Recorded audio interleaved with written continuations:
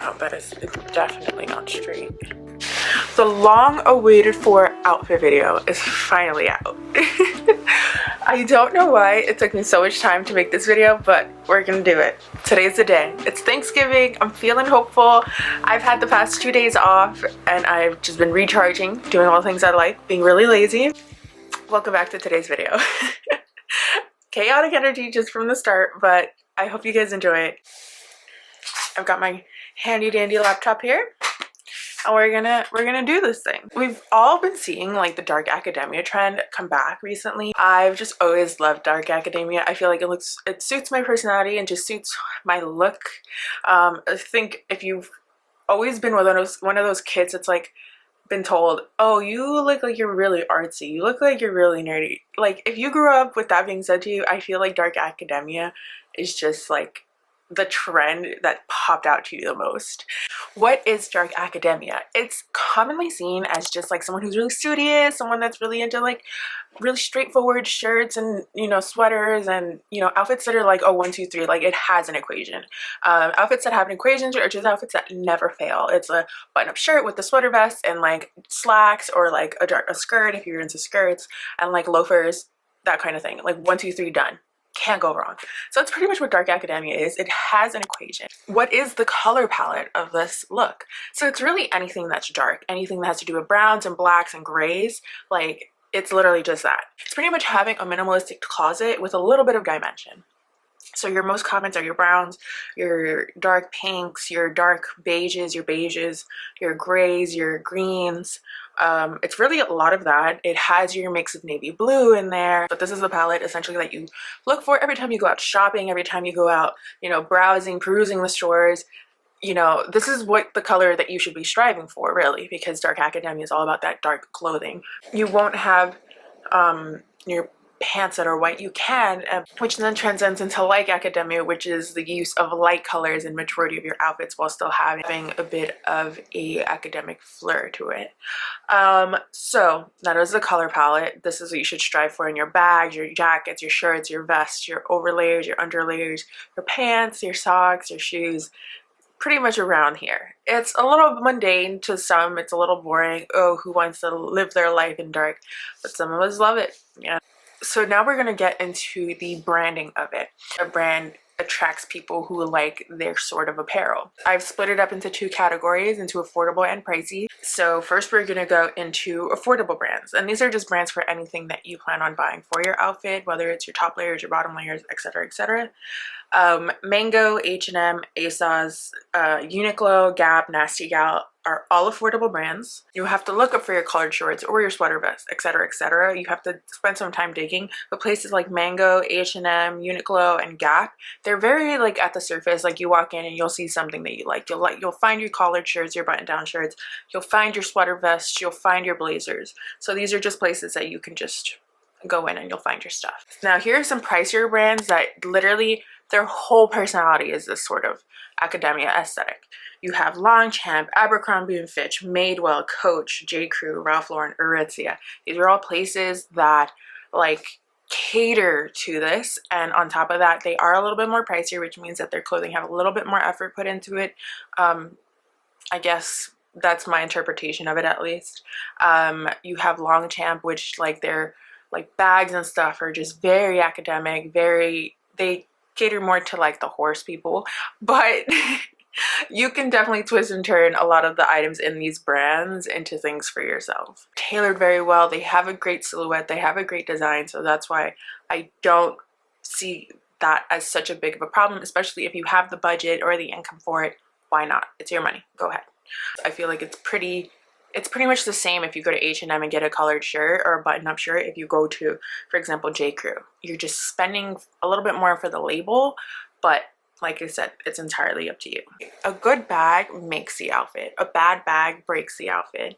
Like I don't know. I don't know how to explain it, but that's just my opinion. So like I mentioned, like Longchamp is really good for their brands, is really good for their bags. Like that's their thing. These are some bags that you can get. Like this is a Longchamp. I don't remember the exact name of it, but it's really pretty. It's a really good tote bag. It's very light, and it goes with everything that I wear. So, and then this is my other lazy bag in this brown tone. Also very portable, very, you know, like versatile. I love this bag. I wear it everywhere I go. This was my first Longchamp bag, and then after that it's been a downhill from there because I want to buy every bag I see. Let's talk about certain silhouettes. So now certain bags appeal more to the dark academic or towards the academic silhouette or aesthetic. Bags that have more of a square sort of outline or more of a horseshoe outline, those, or rectangular or square bags, those ones are very dark academia because they are meant to fit books. They have the outline to fit a book. So you want to look for very square rectangular bags. Those ones like pretty much scream like, oh, I spend a lot of time carrying books around and now I have a bag that fits all those books. So yet again, catering to the academia aesthetic. If you notice film change, long story, I'll say more about it at the end. Now on to outfits. The way that you want to assemble your outfit is very straightforward. You want to involve some sort of collar and some sort of sweater. I think the dark academia is in large just a button-up shirt, a sweater, some sort of formal pants, and then a very boring, straightforward jacket. That's the way that I interpret it. But I feel as though that academia was just so dominated by men for so long that they just wear the same thing over and over again. Like it was super boring.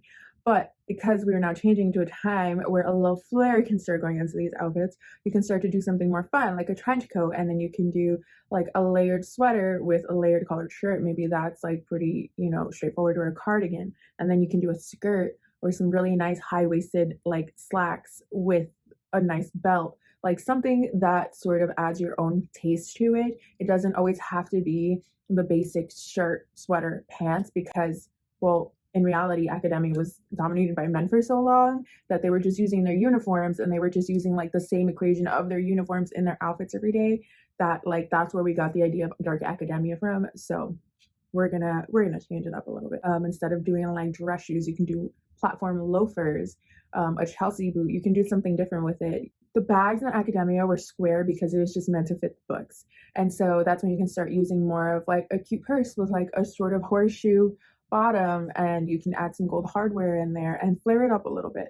There's also, you can use lighter colors, but then that transitions into light academia, where it's essentially the same concept, but instead of using black, you use beige. Instead of using gray, you use white. Maybe even instead of using brown, you use green, like things like that. That's a way that you can switch it up. Now, what other things could you do? You can even use accessories. It's obviously was not a popular thing when this trend first started, way back when. But now instead, maybe you can use a headband or a large bow on the back of your head if you want to go for lack of a better term, more of like a feminine look. If you want to keep it very dressed down, you can leave your hair out. You don't have to put it up. We're such a big indicator of like academia.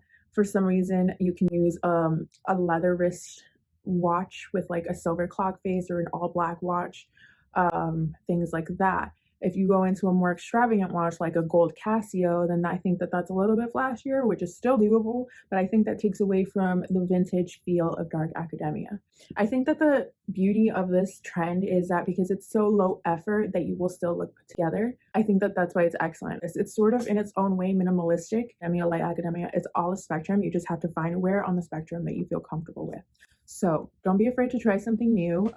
If this is something new for you, then go ahead, have fun with it, enjoy your time expressing your style, because style is literally like, it's so fun because it's how the world sees you before you've even opened your mouth. I hope you guys enjoyed this video, and please like, comment, and subscribe. I hope to be putting out more videos like this. I will see you guys in my next video. Bye. I don't know how to say bye during this video.